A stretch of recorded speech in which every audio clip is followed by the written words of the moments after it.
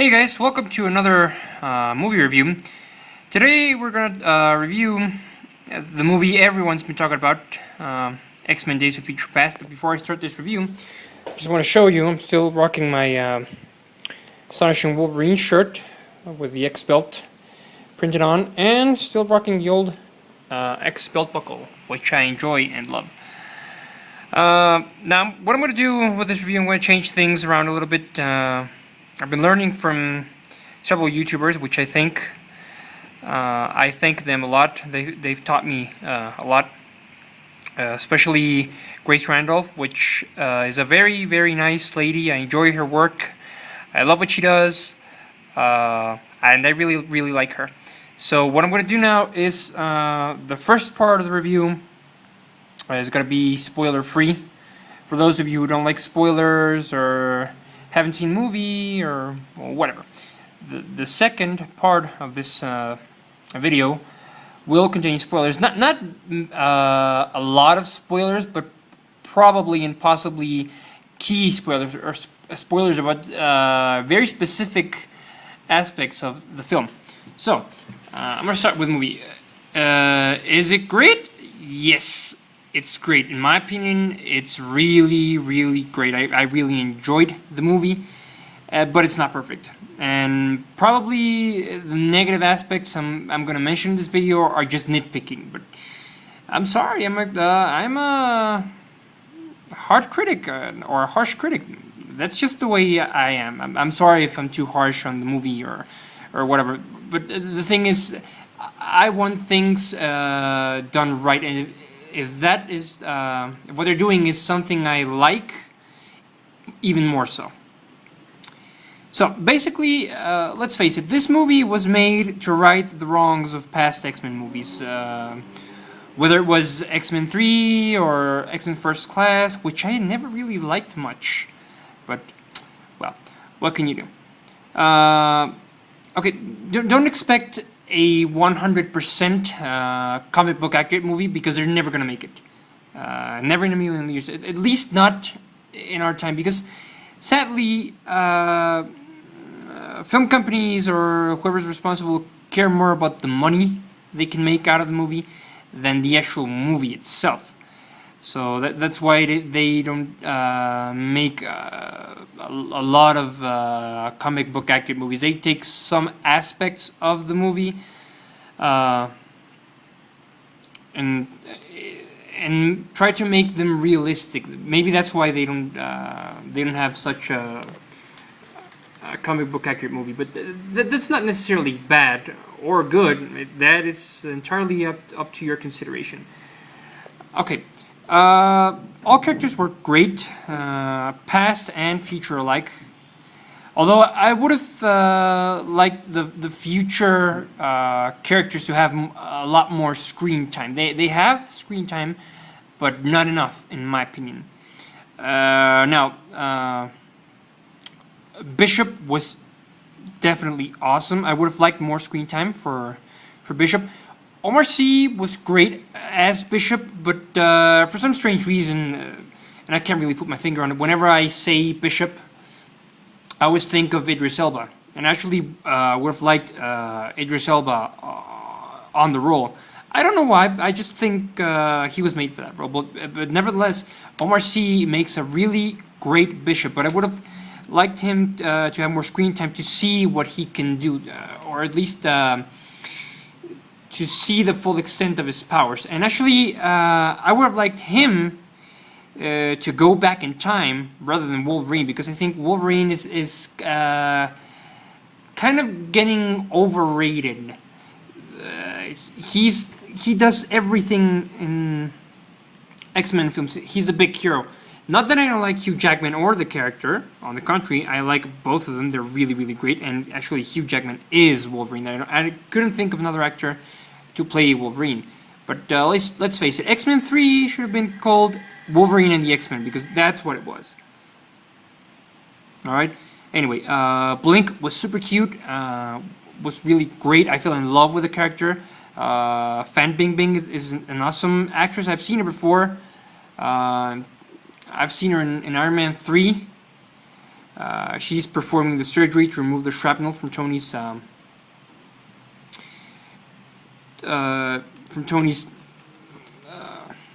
chest. But yeah, I've seen her in other movies, and she's a great Blink. She was awesome. Sunspot, which is played by a Mexican actor. Kudos to that. I really liked that character, especially because he's played by a Mexican actor, which I enjoy, and I think that's really, really great. Magneto was awesome, both past and present. We got to see the full extent of his powers and what he can really, really do. What else? Well, this is the non-spoiler part of the review. I'm gonna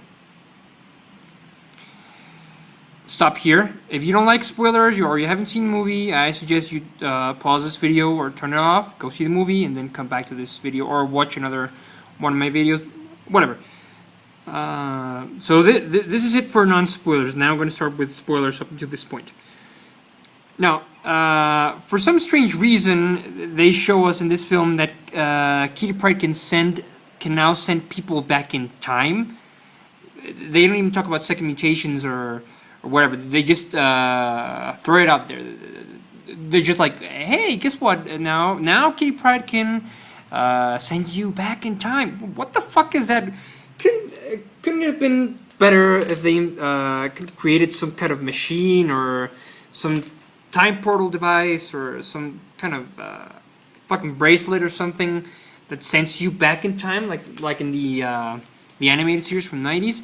That's just really stupid, the fact that Kitty can send him back in time. I get that Kitty wasn't the one making the trip, because that's what happens originally in the comic books, but due to age reasons and whatnot, I get that. I don't mind that, actually. But the fact that she can send people back in time, I just don't like it.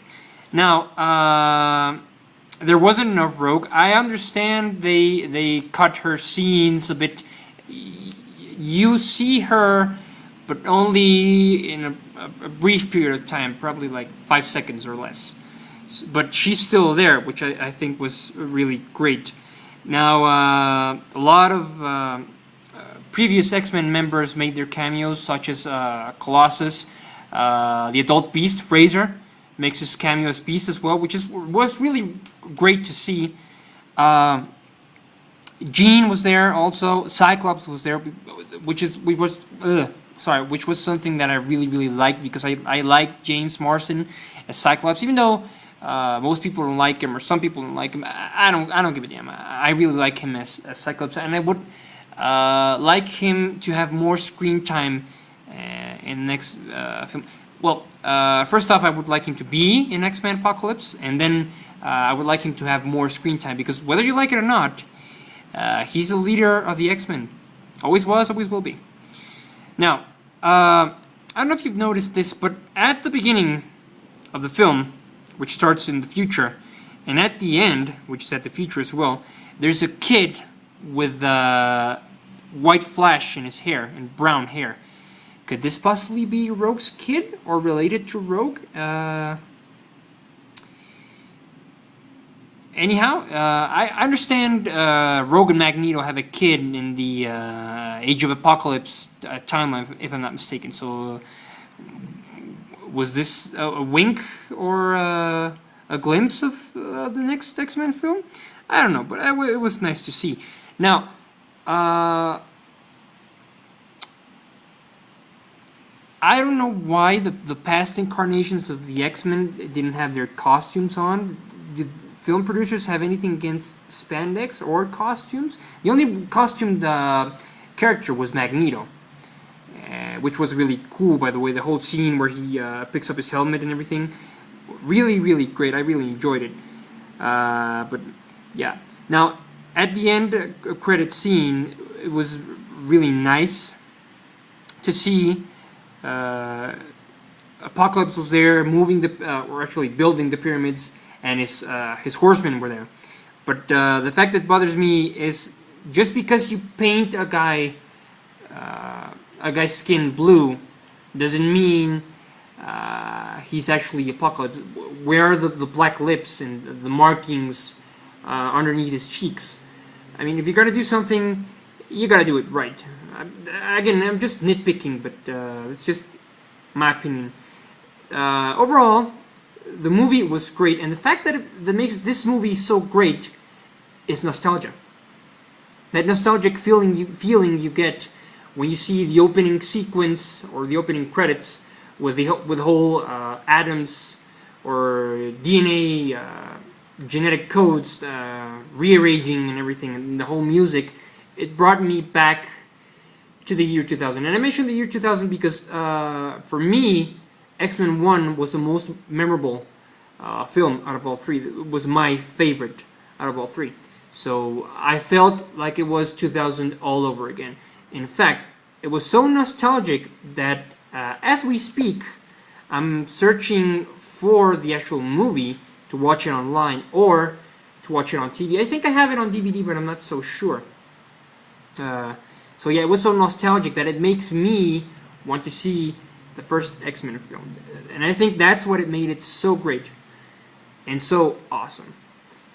This has been it for this review, guys. My final thoughts and impressions. Great movie.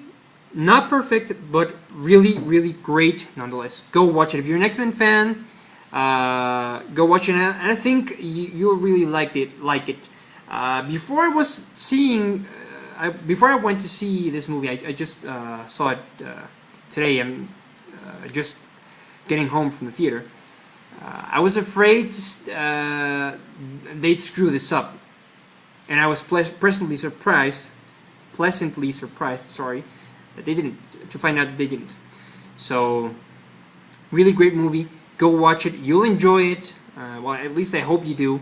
And just for giggles, I suggest you read the comic book as well, the real comic book, just to compare and to have another vision of what really happened. But it was a great movie, nonetheless. Really, really. I hope X-Men Apocalypse is a lot better.